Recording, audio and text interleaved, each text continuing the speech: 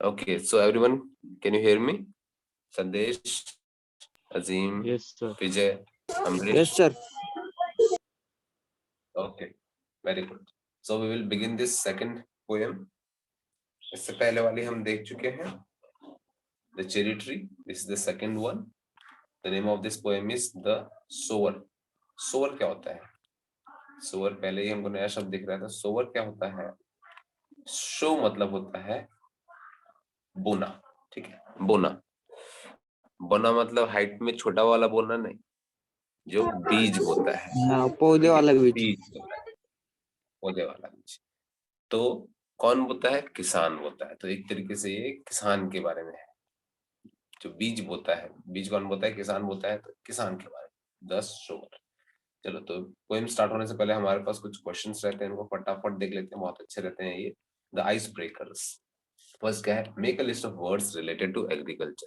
तो तुमको क्या करना है? एक ऐसी लिस्ट बनानी है जिसमें तुम्हें खेती बाड़ी से, एग्रीकल्चर मतलब क्या होता है? खेती बाड़ी. खेती बाड़ी से जुड़े हुए शब्द जितने भी तुमको पता है उसकी लिस्ट लिखी है. अब ये कौन कौन से हो सकते हैं? जैसे खेती बाड़ी से तो शोवरी होगी क्या, इसको तुम दूसरा नाम के पास जुड़े हुए चीज होते हैं. सीड होता है, बीज बहुत जरूरी होता है भाई खेती के लिए. सीड. ट्री हो गया, प्लांट हो गया, फिर फ्रूट. ऑक्स हो गया. ऑक्स क्या होता है? जो फ्रूट हो गया. फिर ट्रैक्टर हो गया. ऐसे करके पता है, वो सारे लिखने हैं इस पहले वाले लिस्ट के अंदर. ठीक, चलो नेक्स्ट देखते हैं. नेक्स्ट क्या है? नहीं, क्या बोल रहा है? क्या बोल रहा है अजीम? नेक्स्ट देखते हैं. हाँ, यही मैं बताने वाला था. सेकंड है discuss the activities carried out by farmer. Farmer कौन कौन से काम करता है उसकी लिस्ट बनाने हैं. ठीक है, उसका लिस्ट बनाना है. तो 4 यहाँ पे लिखे, तो 4 बनाने हैं, जिसमें से एक तो दिया हुआ है. पहला क्या दिया है? प्लाविंग. प्लाविंग पढ़ते हैं इसको. प्लाविंग. तो प्लाव क्या होता है? प्लाव क्या होता है? पहले प्लाव शब्द समझ लो. PLOUGH. प्लाव. प्लाव का क्या मतलब होता है? ये होता है ऐसे करके जो रहता है, हाँ, नांगर करना. नांगर करना वाली चीज. इसको हल बोलते हैं हिंदी में. ठीक है, इसको प्लाव बोलते हैं. और इसी को जब चलाते हैं तो उसको प्लाविंग बोलते हैं. खेत जोतना होता है. जब इसको चलाते हैं तो फिर ऐसे लाइन बनती जाती है और फिर उसी लाइन पे बीज बोते हैं. है ना, देखा होगा तुम लोगों ने भी. तो यस सर.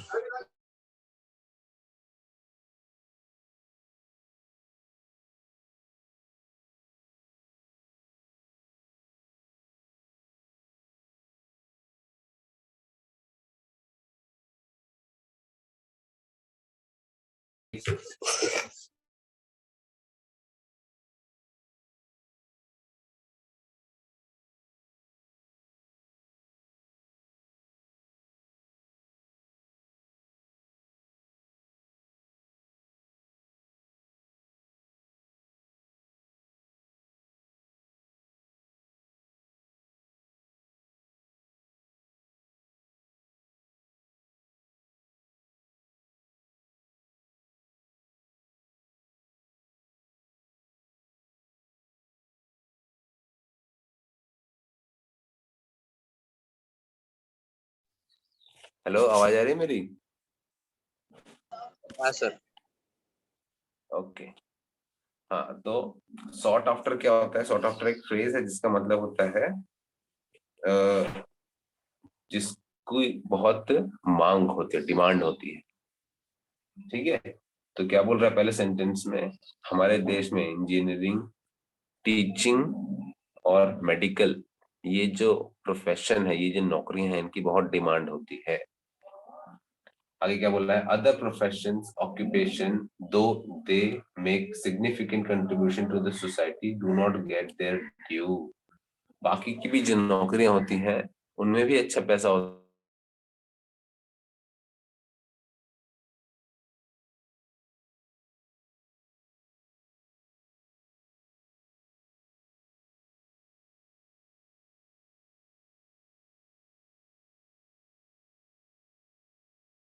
बनना है बड़ों के.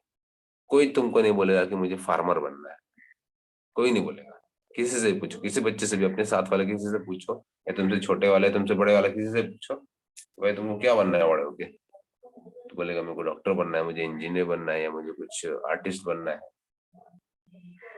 या फिर डिफेंस पर्सनल बनना है, ऐसे सब बताएंगे, लेकिन कोई फार्मर नहीं बोलेगा। तो देखो यही बोला है यहाँ पर कि बहुत सारे ये इंजीनियरिंग, टीचिंग और मेडिकल ऐसे लोग बनना चाहते हैं, पर कोई ये वाली चीजें नहीं बनना चाहते। ऐसी चीजों की लिस्ट बनाओ, क्योंकि ये भी बहुत इंपॉर्टेंट है और इनमें भी बहुत पैसा बनता है। ऐसे लिस्ट बनाओ, ये कि फार्मर, फिर ये क्या है, conservancy worker. Conservancy worker, conservancy worker मतलब क्या होता है, जो कामगार होते हैं, ठीक है। ऐसे ही और तुमको 3 खोजने हैं, 3 और खोजने हैं। और यहाँ पे देखो आगे क्या बताया, कारण बताया हुआ है कि लोग क्यों नहीं उसमें बनना चाहते हैं। तो देखो फार्मर का क्या लिखा है कि हाईली अनप्रिडिक्टेबल इकोनॉमिक गेन्स। तो फार्मर के लिए ऐसे क्यों बोला है कि अनप्रिडिक्टेबल मतलब क्या होता है, जिसका अंदाजा नहीं लगाया जा सकता है, इसको प्रिडिक्ट नहीं किया जा सकता है। किसको प्रिडिक्ट नहीं किया जा सकता है, मौसम को। देखो जो किसान होता है वो मौसम को अपने आप से तो चला नहीं सकता है कि भाई अभी मेरे को, मैंने बीज बोया, चल फटक से बारिश हो जा, ऐसा तो वो खुद नहीं कर सकता है। या फिर जल्दी से जितने ये कीड़े हैं सब गायब हो जाए, ऐसा हो नहीं सकता है। तो बहुत बहुत ही अनप्रिडिक्टेबल चीजों में उसको काम करना होता है फार्मर को। इसके वजह से ज्यादातर लोग फार्मिंग नहीं करना चाहते हैं। तो ऐसे ही तुमको बताना है कि जो वर्कर है, वर्कर कोई क्यों नहीं बनना चाहता है, उसके कारण एक छोटा सा कारण बता दो, जो सबसे मेन कारण होगा। फिर कोई और प्रोफेशन होगा जो तुमको लगता है कि लोग ज्यादा नहीं करना चाहते हैं। जैसे तुम देखोगे तो स्वीपर कोई नहीं बनना चाहता है। स्वीपर तुम देखा वो झाड़ू पोछा करने वाला आदमी, स्वीपर, ठीक है, वो नहीं बनना चाहते हैं लोग। क्यों नहीं बनना चाहते होंगे, कारण तुम तुम्हारे हिसाब से सोच के लिखो यहाँ पे, ठीक है। ऐसे बहुत सारे प्रोफेशन होते हैं जो लोग नहीं करना चाहते हैं। कुछ लोग कर रहे होते हैं मजबूरी में, लेकिन अगर उनसे पूछोगे तो वो ये नहीं करना चाहते हैं। तो ऐसा तुम्हें सोचना है और यहाँ पे उसका रीजन लिखना है। वो रीजन जब तुम लिखोगे तुम सोचोगे, और वो सोच तुमको कहाँ लेके जाएगी, वो सोच तुमको तुम्हारे ड्रीम पे लेके जाएगी। जो ड्रीम तुमने देखा होगा कि मुझे ये चीज बनना है, मुझे आईएएस बनना है, तब तुम्हें, जो तुम यहाँ पे सोच रहे होगे ना कि ये चीजें मुझे नहीं बननी है, तो तुमने जो सोचा है वो करने में तुमको एनर्जी मिलेगी।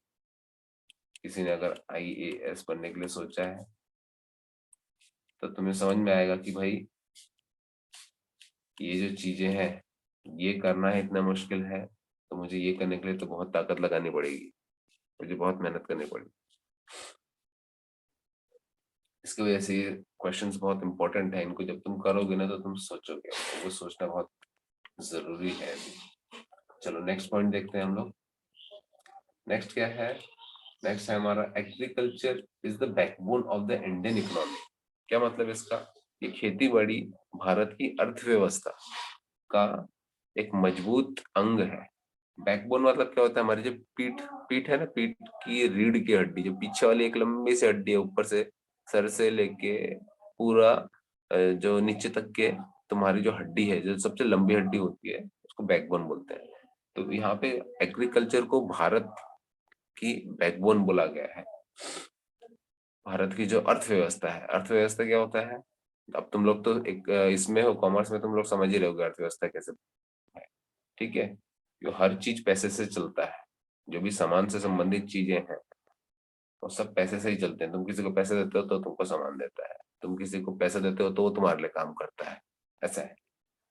तो एग्रीकल्चर भारत का सबसे बड़ा वाला ऐसा चीज है जो अर्थव्यवस्था को संभालता है। क्यों, क्योंकि भारत में आज भी 60 से 70% लोग कहीं ना कहीं खेती बाड़ी से जुड़े हुए हैं, ठीक है। ज्यादातर लोग हमारे देखो आज भी गांव में रहते हैं, और गांव में क्या होता है, मेन मेन कम खेती बाड़ी होती है, ठीक है। इसकी वजह से ये सेंटेंस बोला गया है।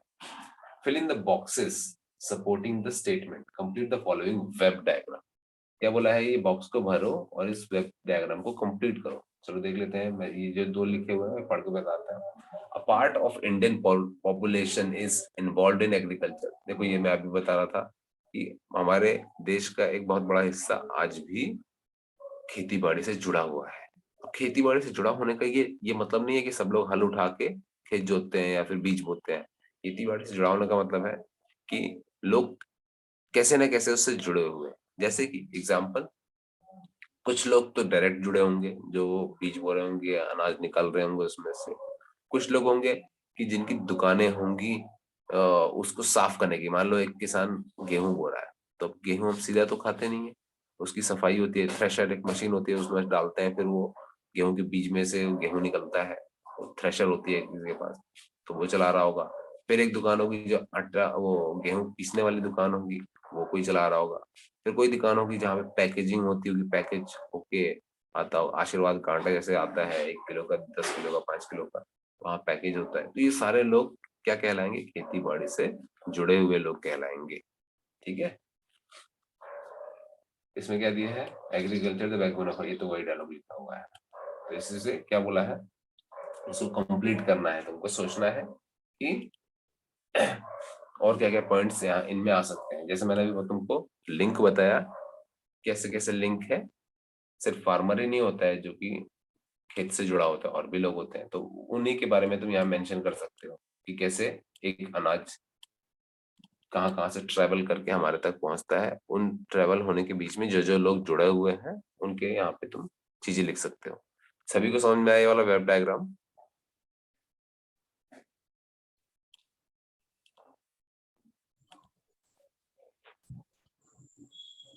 संदेश, अजीम, अमरेश, विजय। चलो आगे बढ़ते हैं हम लोग। अब आ जाते हैं हमारे पोएट के बारे में। ठीक है, अब हमारे 2 पोएट हैं इसमें। ठीक है, अब देखेंगे 2 पोएट कैसे हो गए भाई, एक पोएम में 2 पोएट कैसे हो गए। सबसे पहले हम देखते हैं विक्टर ह्यूगो। विक्टर ह्यूगो बहुत फेमस पोएट है पूरे दुनिया के। Victor Hugo, poet, novelist, and dramatist of 19th century, was the most important of the French romantic writers. तो जो विक्टर ह्यूगो है, ये पोएम लिखते हैं, नॉवेल लिखते थे और ड्रामा लिखते थे। ठीक है, पहले पिक्चर तो होती नहीं थे, पहले ड्रामा हुआ करते थे, स्टेज पे ड्रामा होते थे। कब के? 19 शताब्दी के। ठीक है, 19वीं शताब्दी के, यानी कि 1801 से लेकर 1899। ये बहुत बड़े फ्रेंच, फ्रेंच से क्या मतलब हो गया? फ्रांस के। ठीक है, फ्रांस के, फ्रांस के बहुत बड़े रोमांटिक राइटर थे, मतलब जिसमें जो रोमांटिक पोएम्स लिखते होंगे। अब रोमांटिक पोएम से ये सिर्फ मतलब नहीं है कि एक लड़का और लड़की के बारे में। रोमांटिक से बहुत सारी चीजों का मतलब है जिनको एक अच्छे तरीके से कोई भी टॉपिक को देखना। ठीक है, अब अच्छे तरीके से क्या मतलब है कि जैसे ये पोएम पढ़ेंगे तो हमको समझ में आएगा कि ये भी एक रोमांटिक पोएम के अंदर आएगा। जो हम अभी पोएम देखने वाले हैं, ये वाली पोएम। किसी भी चीज के बारे में जब तुम्हारी इमोशंस अच्छे होते हैं, पॉजिटिव होते हैं, तो वो एक रोमांटिक वाला कहलाता है। वैसे ही कुछ कुछ राइटर्स होते हैं जो क्रिटिक वाली पोएम लिखते हैं, किसी चीज की ऐसे बुराई करके उस चीज के बारे में समाज को जागरूक करते हैं, वो भी पोएम्स होती हैं। तो ये वैसे वाले नहीं थे, ये romantic writers. Though regarded in France as one of the country's greatest poet, he is better known for the novels as Notre Dame de Paris and Les Miserables. अच्छा, तो ज्यादातर ये जो उस कंट्री के सबसे ग्रेटेस्ट पोएट में आते हैं, लेकिन इनकी 2 नॉवेल्स बहुत फेमस हुई थी। नॉट्री डैम दे पेरिस, देखो ये फ्रांस फ्रेंच में लिखी है, तो देखो कहते हैं दे पेरिस बोल रहे हैं, नॉट्री डैम दे पेरिस। दे मतलब द होता है इंग्लिश में, और लेस मिजरेबल। ठीक है, 2 ये नॉवेल लिखी थी इन्होंने, इनसे बहुत फेमस हुए थे, पर ज्यादातर इन्होंने पोएम लिखी है। ठीक है, आगे देखते हैं। आगे क्या है? तोरू दत्ता, तोरू लता दत्ता। ठीक है, तोरू लता दत्ता। अब ये कौन है भाई? अब ये औरत है जिसने विक्टर ह्यूगो की पोएम्स को इंग्लिश में कन्वर्ट किया। ठीक है, हमने कुछ टाइम पहले देखा था ट्रांसलेट होते हैं, ट्रांसलेट किए जाते हैं। अब तुम लोग अगर मराठी में लिख दोगे तो यूपी का कोई आदमी होगा, ये दिल्ली का कोई आदमी होगा, जम्मू कश्मीर आसाम का कोई आदमी होगा, उसको क्या समझ में आएगा? तो इस चीज को पढ़ने के लिए किसी ना किसी को उस मराठी को हिंदी में या फिर इंग्लिश में ट्रांसलेट करना पड़ेगा, क्योंकि ये दोनों ऐसी भाषाएं हैं जो हमारे देश में बाकी के लोग भी समझते हैं। तो वैसे ही विक्टर यूगो फ्रेंच में लिखा करते थे, फ्रांस की भाषा में लिखा करते थे, उसको ट्रांसलेट किसने किया? तोरू लता दत्ता, ये जो औरत है, इन्होंने किया था। ठीक है, तो चलो उनके बारे में थोड़ा देखते हैं। A Bengali poet also known as Toru wrote in English and French, was born on 4th March 1856 in Kolkata. तो ये 4 मार्च कोलकाता में पैदा हुई थी, जो कि इंग्लिश और फ्रेंच को बहुत अच्छे से जानती थी। She is considered to be the first Indian poetess. देखो पोएटेस लिखा है, पोएटेस मतलब क्या होता है? जो औरत पोएट होती है। आदमी पोएट तो उसको पोएट बोलते कवयित्री हैं, कवयित्री कवियत्री, कवियत्री। तो वैसे ही ये जो औरत है उसको पोएटेस बोलते हैं। To write verses in English and French, तो ये ऐसा माना जाता है कि भारत की सबसे पहली औरत थी जो कि इंग्लिश और फ्रेंच भाषा में ट्रांसलेट करने वाली।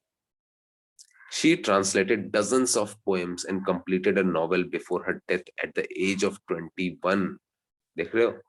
तो क्या बताया है कि इसने बहुत सारी पोएम्स को ट्रांसलेट किया। डजन्स मतलब होता है दर्जनों, ठीक है, एक दर्जन में 12 होते हैं, तो ऐसे इसने डजन्स लिखा है, मतलब बहुत सारे पोएम को इसने ट्रांसलेट किया था अपनी मौत से पहले। और इसकी मौत कब हुई? 21 साल। सोच रहे हो कितनी यंग में इसकी डेथ हो गई, और उससे भी पहले इसने कितने सारे काम कर दिए।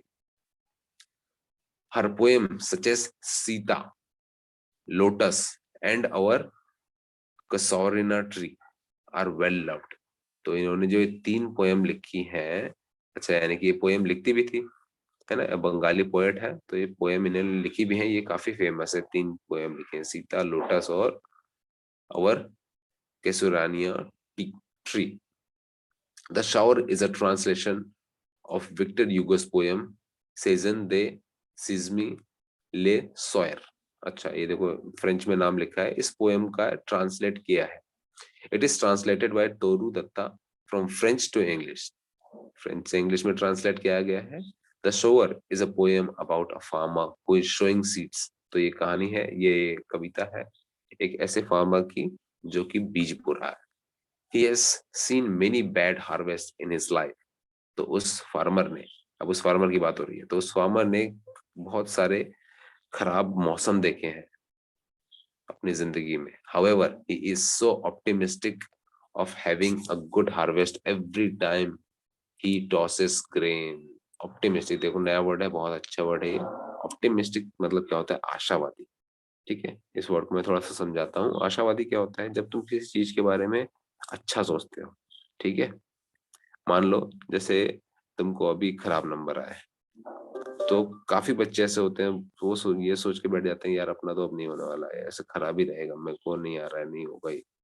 लेकिन कुछ बच्चे होते हैं, नहीं यार मैं फिर कोशिश करता हूँ, हो सकता है फिर उसके खराब नंबर आए, फिर वो सोचेगा कि नहीं मैं इस पर और थोड़ी सी मेहनत करूंगा, और फिर वो मेहनत में करने लग जाएगा, और फिर 1-2 के बाद उसको आने लग जाएंगे, नंबर आने लगेंगे। तो ऐसे जो लोग होते हैं जो हमेशा पॉजिटिव सोचते हैं कि भाई हम कर सकते हैं, ये होगा, ये अच्छा ही होगा, मेरे साथ ऐसा हो ही नहीं सकता, हमेशा बुरा नहीं हो सकता, अच्छा भी होगा। तो ऐसे लोगों को बोला जाता है ऑप्टिमिस्टिक। ठीक है, आशावादी, जो ये आशा करते हैं अपने आप से या फिर परिस्थितियों से कि वो सुधरे। ठीक है, और इसका उल्टा होता है जो हमेशा निराशावादी सोचते हैं, उसको बोलते हैं पैसिमिस्टिक। ठीक है, पैसिमिस्टिक, पैसिमिस्टिक, पैसिमिस्टिक हमारे देश में बल्कि पूरी दुनिया में पैसिमिस्टिक लोग बहुत ज्यादा है, जो हमेशा बुरा सोचते हैं, हमेशा नेगेटिव सोचते हैं कि यार ये तो अब नहीं होगा, ये नहीं हो सकता, ये नहीं हो पाएगा, ये मुझसे तो नहीं होगा, ये तो नहीं कर पाएगा, जैसा सोचते हैं। ठीक है, ये लोग होते हैं पैसिमिस्टिक। तो यहाँ पे क्या बताया हुआ है कि जो फार्मर है ये हमेशा, भले ही खराब सीजन हो जाते हैं कितने भी, लेकिन ये फार्मर हमेशा ऑप्टिमिस्टिक रहता है कि अच्छी फसल होगी इस बार, गुड हार्वेस्ट। हार्वेस्ट मतलब होता है फसल, अच्छी फसल होगी। कब? जब भी वो टॉसेस ग्रेन, जब भी वो बीज को उछालता है, बीज को उछालता है। तुमने देखा होगा कि किसान ऐसे हाथ से ऐसे जब बीज फेंकते हैं तो उसको टॉस करना बोलते हैं। ठीक है, चलो तो ये हो गया हमारा इंट्रोडक्शन। अब let us begin with our poem. Let us begin with our poem. How much time we have left? 8:13. 10 minutes are remaining. Let us see. poem मैं फटाफट बता देता हूँ कितनी कितनी बड़ा रुका गया। हाँ, छोटी सी है, ठीक है, हो जाएगा 10 मिनट में। देखते हैं। Sitting in a porch way. Sitting in a, मैं चार चार लाइनें बताते चलता हूँ, ठीक है। Sitting in a porch way, cool sunlight I see dying fast, twilight hastens on the road, working hours have well nigh passed। अब फास्ट फास्ट में बताता हूँ, पहले मतलब फिर जो वर्ड्स नए नए हैं ये। मैं अपने बरामदे में बैठा हुआ था, जो सूरज की रोशनी थी ये तेजी से कम होती जा रही थी और ट्वाइलाइट बढ़ रहा था। ट्वाइलाइट क्या होता है? जब सांझ को बोलते हैं, शाम होती है, शाम को ट्वाइलाइट बोला जाता है। टॉयलेट नहीं है ये, सुसु करने वाला नहीं है, Twilight. Working hours have well नाई पास्ट। जो वर्किंग आवर क्या होते हैं? आमतौर पे 8 से 5, 8 सुबह के 8 बजे से 5 बजे तक, या फिर 9 बजे से 6 बजे तक, ये वाला टाइम को वर्किंग आवर माना जाता है। तो ये टाइम भी जा चुका था, मतलब जा रहा था, ठीक है, खत्म होने वाला था, मतलब 5-6 के आसपास कुछ हो रहा होगा। तो जो हमारा पोएट है वो ये बात बोल रहा है। पोर्च वे मैंने बताया कि बालकनी या फिर बरामदा इसको बोलते हैं। ट्वाइलाइट मैंने बताया जो सूरज ढलते वक्त जो एकदम ऑरेंज ऑरेंज लाइट जब होने लग जाती है तब उसको बोलते हैं ट्वाइलाइट। हेस्टन मतलब कम हो रहा था, ठीक है। तो यहाँ पे बताया है, ये मैंने एक्सप्लेन कर दिया। अब आगे देखते हैं, चार ये 5 देखते नहीं, यहाँ तक देखते हैं, ये 4। Shadows ran across the land. परछाइयां एकदम जमीन पे फैली हुई थी। But a shower lingers still. Showers lingers still. Old in rags, he patient stands. Looking on, I feel a thrill. ठीक है, क्या बोल रहा है? परछाइयां एकदम भाग से रही थी। भागने से क्या मतलब है? अब जैसे सूरज डूब रहा है तो परछाई धीरे धीरे ऐसे बढ़ती जाती हूँ बढ़ती जाती हूँ, तो ऐसे उसको ऐसा लग रहा था कि परछाइयां भाग रही हैं। लेकिन एक शोवर, एक बीज बोने वाला वहीं खड़ा हुआ था, ठीक है। शोवर लिंगर स्टिल, वहीं पे खड़ा हुआ था। कहाँ है? अब किसी दूर में, कहीं किसी फार्म में, किसी खेत में देख रहा है अपने बालकनी से और उसको बता रहा है, ठीक है। Old in rags he patient stands. Rags मतलब होता है फटे पुराने कपड़े होते हैं, उनको रैग्स बोला जाता है। तो बूढ़ा आदमी था, ओल्ड इन रैग्स, बूढ़ा आदमी फटे पुराने कपड़ों में बहुत धैर्य के साथ, पेशेंट मतलब होता है धैर्य के साथ, बहुत आराम से खड़ा हुआ था और सोच रहा था। Looking on I feel a thrill. उसको देख के मुझे बहुत एक रोमांच आ गया, मतलब बहुत एक अलग सी energy I.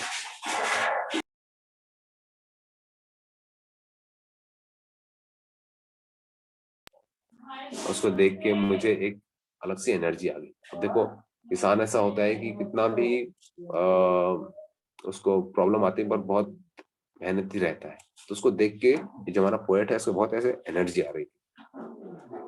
Black and high his silhouette dominates the furrows deep. Now to show the task is set. Soon shall come a time to reap. क्या बोलते हैं ये? कि जो अंधेरा था वो बढ़ता जा रहा था। His silhouette, सिलौट क्या होता है? उसकी परछाई के बारे में बात होती है, ठीक है। तो ये बढ़ते जा रही थी। Dominates the furrows deep. Furrows क्या होता है? फरोज होता है जब हल जोतते हैं तो बीच की लाइन होती है ना, तो जैसे कि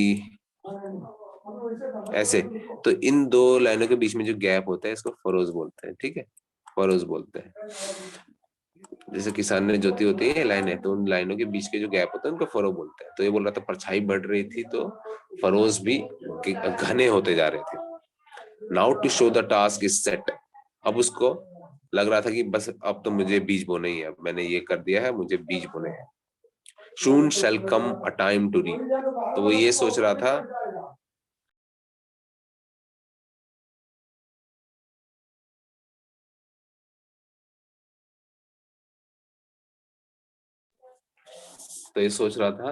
कि अब बीज बो देता हूं ताकि सही टाइम पे मैं इनको काट सकूंगा। रीप, रीप मतलब होता है उसकी कटाई करना, ठीक है। रीप मतलब होता है निकालना। तो अभी ये सही टाइम है, मैं इसको बो देता हूँ। अभी देखो इतनी शाम हो गई है, सब लोग के काम करने का टाइम खत्म हो गया, फिर भी फार्मर इतना मेहनती होता है कि उस समय भी उसको लग रहा है कि मुझे ये मेहनत भी करनी है और मैं बीज बोऊंगा और फिर ताकि तभी से सही टाइम पे इसको मैं काट पाऊँ। ठीक है, आगे देखते हैं। Marches he along the plain to and fro and scatters wide from his hand the precious grain। Muse I as I see him stride। क्या बोलता है? मार्च, मार्च मतलब मार्चेस मतलब क्या होता है? मार्चेस मतलब होता है परेड, ठीक है। जैसे तुमने 26 जनवरी की परेड देखी होगी या फिर तुमने खुद भी किया था, मेरे को जहां तक याद है। तो वो जो ये फरोज थे उसमें मार्च कर रहा है, आगे आगे जाना, लाइन से ऐसे आगे जा रहा है। टू एंड फ्रो, आगे पीछे, टू एंड फ्रो, ये जब भी कोई चीज आगे पीछे करते हैं, जैसे पेंडुलम होती है, घड़ी आगे पीछे ऐसे टक टक टक टक होती है, वैसे ही ये भी आगे जा रहा है, फिर बीज बोने के लिए फिर पीछे आ रहा है।